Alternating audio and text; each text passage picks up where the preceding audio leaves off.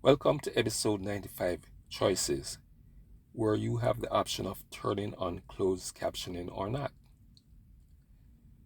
You know, people have a lot of choices to make every day. Some are routine or mundane, coffee or tea, toast or no. Some are petty or mean, doing me versus being unselfish with something that can be shared. Some are profoundly consequential, perhaps life or death, abort or not to abort. Internal joke. The landing? Some crazily painful or can be viewed as right or wrong. Abort or not to abort. Is that enough weird comparisons about choices for you? Internal joke. No. Well, how about you turning down someone who loves you unconditionally and would do just about anything for you because you don't love them? What do you call that? Internal joke. Principled stupidity. Okay, let's get serious. How about whether to be a criminal or not? Well, I was watching a show on Stars recently where the principal characters are mostly criminals, and in various episodes, they all face numerous choices about doing something that you would consider good versus something that you would consider not good.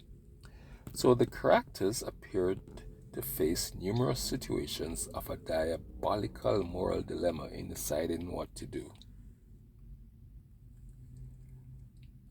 At a critical juncture, they had to choose a path to take, bearing in mind their prior paths that had led them to that current juncture.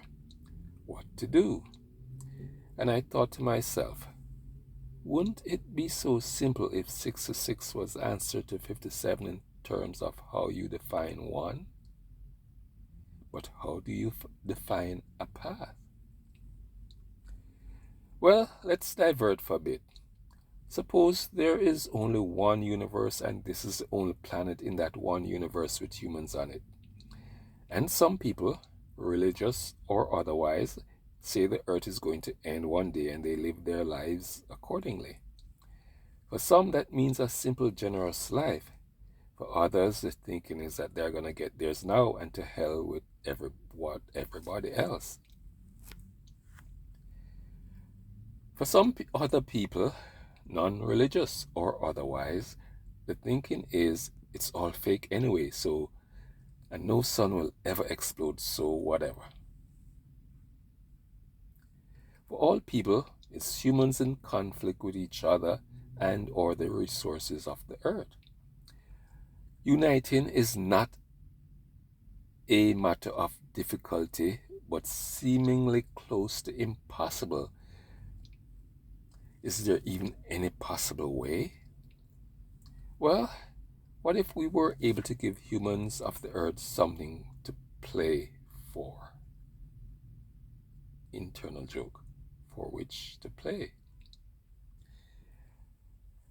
I mean, would you care if there was something like, say, a god or gods taking bets on whether humans will survive as a species? What outcome do you think most of the money would be on? Do you care? But really, what if humans were united in proving certain prognosticators wrong on how long humans will last? Even those who say, let them show us humans that a Messiah will come or return. Or those who say, let them show us humans that the sun is real and will explode. Per episode 34,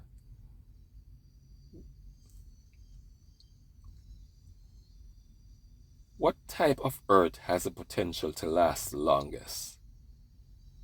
Whether waiting for a savior or rescuer to come or not, or waiting for the sun to explode or not, it seems humans win by surviving as long as possible.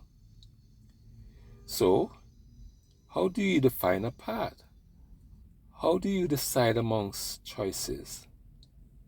Well, as I reflected on the paths that the characters in the Star series had followed in order to be confronted with a moral dilemma.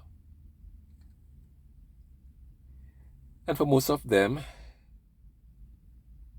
and what most of them did was to take the path of doing more bad, supposedly to eventually get to good. Doing bad to get to good. I won't rehash episode 17, but that doesn't work for Good World. So then I thought to myself, what if they had started out and stayed on a good path? If only it was a simple game. But let's pretend survival of the species became important to you. What do you say? How about fuck those betting against us? Internal joke. You know what? Fuck the game designer too.